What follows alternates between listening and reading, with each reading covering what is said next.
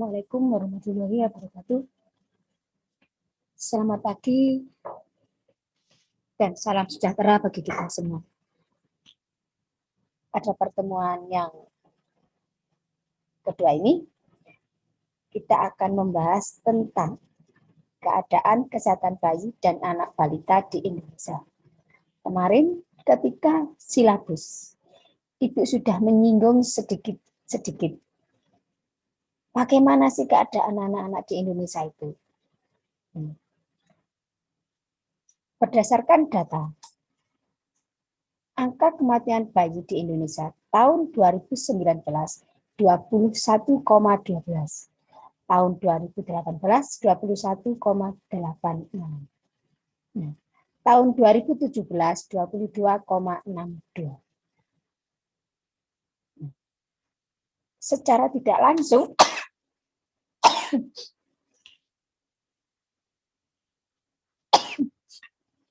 dari tahun 2017 ke tahun 2018 ini naik. Kok tambah naik? Harapan kita itu turun. Bidan sudah banyak, petugas kesehatan banyak, dan lain-lainnya banyak, kok tambah naik. Walaupun hanya 0,22%. Kita kaji. Tahun 2019 ada penurunan menjadi 21,12. Berarti turun hampir 0,64.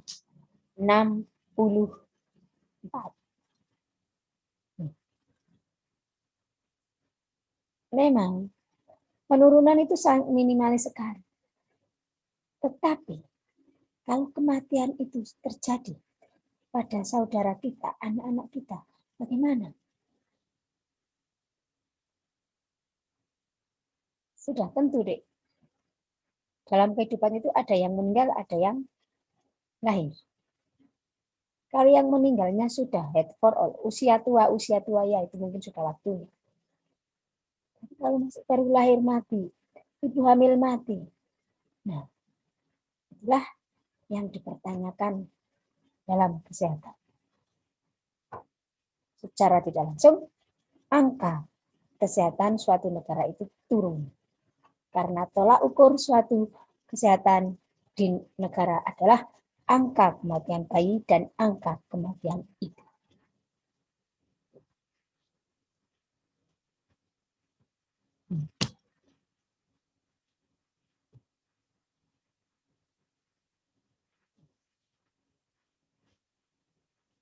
Angka kesakitan atau morbiditas. Jumlah penduduk yang terkena per 1000 penduduk kali 100%.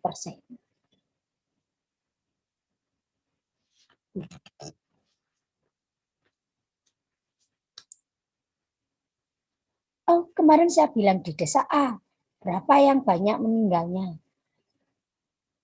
Di desa B, berapa juga yang meninggal? Disebabkan oleh kasus apa?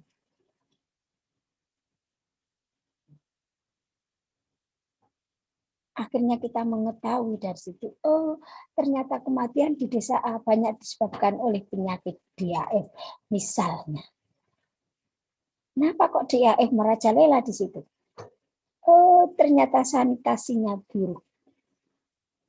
Entah itu pembuangan limbahnya atau dan lain-lain. Ya.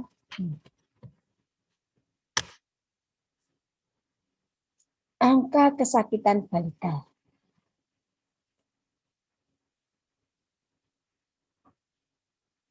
Jumlah balita tertentu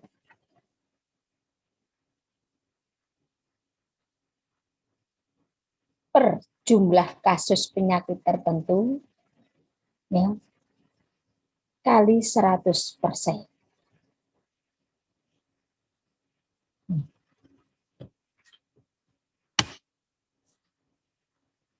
Angka kematian bayi 0 sampai 5 tahun. Jumlah kematian anak berusia 0 sampai 5 tahun selama 1 tahun tertentu per 1000 anak. Kali 100%.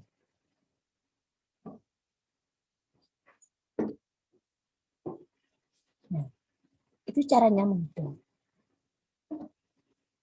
Sekarang penyebab terjadinya kematian itu apa? BBLR. Kalau terjadi BBLR, angka kematiannya memang tinggi. Aspeksia. Nah, tahu apa itu aspeksia? Aspeksia Neonarum, saat lahir dia tidak bernafas. Ada aspeksia primer, ada aspeksia sekunder. Aspeksia primer pas lahir nggak bernafas, kalau aspeksia sekunder begitu lahir bernafas. Tetapi 1 jam, 2 jam, entah ada masalah lain, entah itu ada TIK, tekanan intrakranial, atau faktor lain, hipotermi, hipoglikemi, akhirnya dia tidak bernafas. Ya.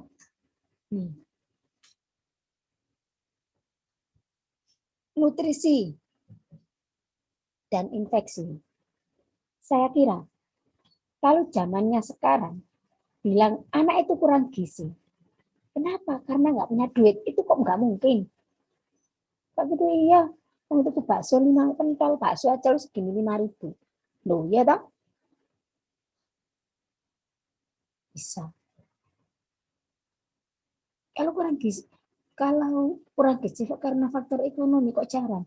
Mungkin karena faktor pengetahuan dan males. Ya teman-teman nggak ada duit, ya beli aja ayam 1/4. Yes. Untuk anaknya. Kamu sedino sudah itu kok cukup. Tuh, ya. Nggak mungkin, karena pengetahuan dan males. Pilih yang instan-instan. Anak-anak dikasih mie instan. Tapi piro regane. Cuma berisi 100 gram. Saon. Nah, karena nutrisi. Mungkin karena kurang pengetahuan atau males. Atau terlalu sibuk. Saya serahkan pada pembantu, pada anak-anak saya tinggal kerja. Diurus oleh pembantu, diurus oleh neneknya, ya kita perhatikan. Betul enggak dikasih makan sama pembantu itu. Cocok timbangan dewe nanti. Nah, itu nutrisi. Infeksi. Infeksi apa? Contohnya infeksi bronkopneumonia ini yang sering. Kalau infeksi tetanus itu sudah enggak ada ketika saya bekerja. Ketika saya sekolah masih tinggi, tahun 90-an, 92, itu yang namanya isolasi, itu selalu terisi oleh infeksi neonatorium. Tapi ketika Bu Rohama bekerja, tahun 2000 itu sudah tidak terisi. Enggak ada infeksi neonatorium. Lek ono infeksi neonatorium bedane sing disalahno. Karena sekarang itu sudah bebas 5T. Enggak mungkin. Kayak gitu. Ya. Jadi dalam tubuh si ibu itu sudah bebas 5T. TB paru. Itu dulu. Tapi sekarang sudah enggak TB paru. Ganti hepatitis. Makanya imunisasi. Begitu lahir langsung HB0. Nah, ini hepatitis. Karena masa inkubasinya 14 hari dekat. Penyebarannya pun juga cepat. Kamu bersenggolan dengan kulit dengan kulit ini sudah bisa kena. Itu hepatitis. ISPA. Infeksi saluran pernapasan atas. Ingat anak-anak itu rentan ya. Jangan iki gopoken. Kena angin sedikit Sudah batuk, grog-grog.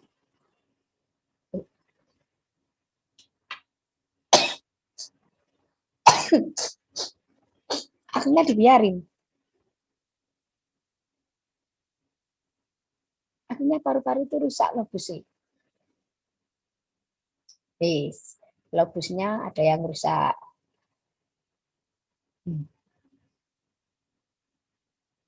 Diare. Diare ini juga menyebabkan kematian. Dari mana? Dehidrasi. Ya. Kalau kamu, Dik, aduh aku diare aku. Begitu dari kamar mandi, minum 2 gelas. Minum 2 gelas. Sur. Atas diisi lagi. Kalau anak, tetanus neonatorum. Ini yang saya bicarakan jarang terjadi. Ya. Penyebabnya. Nah, penyebab kematian itu dibagi berdasarkan usia 0 sampai 6 hari. Karena ini masa transisi. Nah, di silabus kemarin, adik-adik saya buka tentang perubahan bayi, perubahan fisiologi bayi baru lahir lah ini.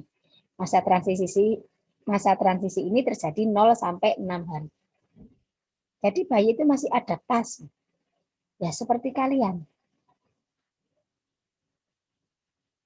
Ketika kalian pindah masuk Malang, dari NTT masuk Malang. NTT panas sekali. Ya enggak semua NTT panas. Tetapi kan sudah berubah. Masuk Malang sudah lain. Harus adaptasi. Kalau kamu bisa adaptasi, ya.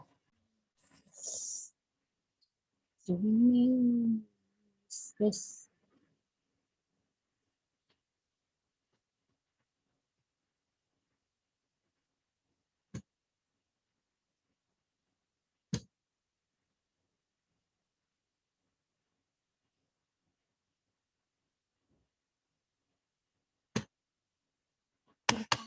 Enggak, bicara enggak.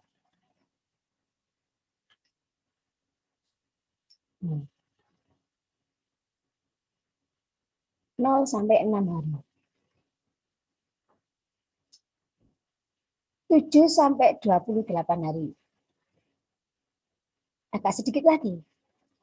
Karena tidak masuk masa transisi. 0 sampai 11 bulan. Lebih sedikit lagi, makanya kita akan tahu di kohort itu. Ya.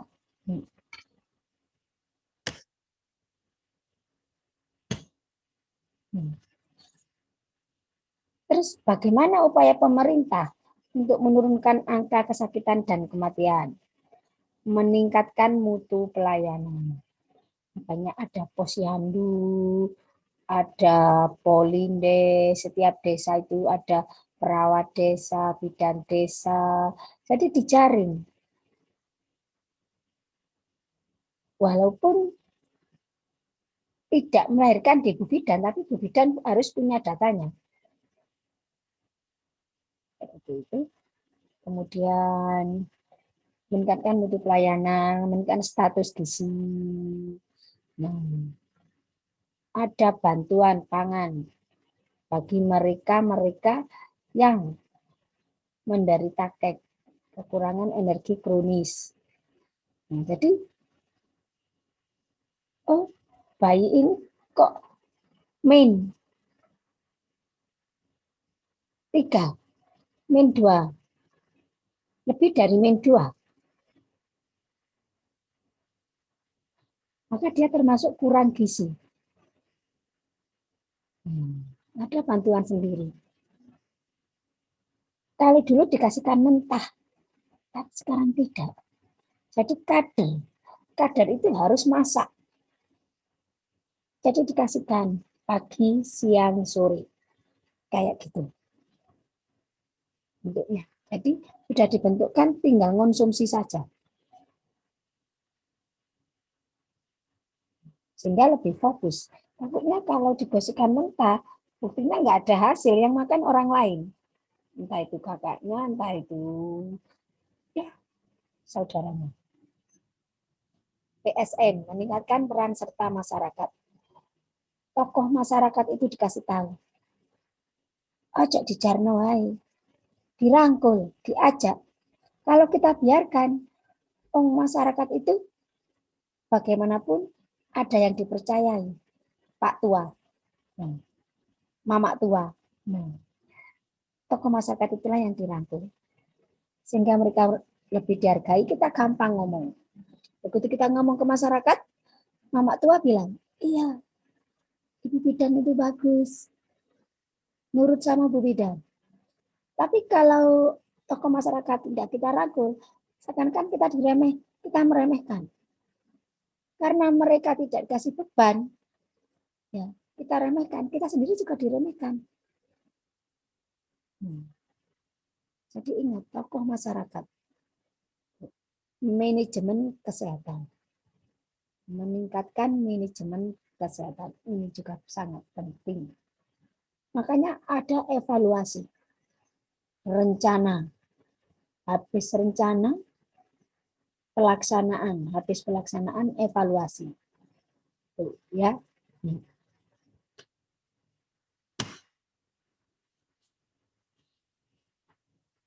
Langkah-langkah yang dilakukan antara lain meningkatkan kesadaran masyarakat akan pentingnya kebersihan dan sanitasi, baik individu, keluarga, atau masyarakat.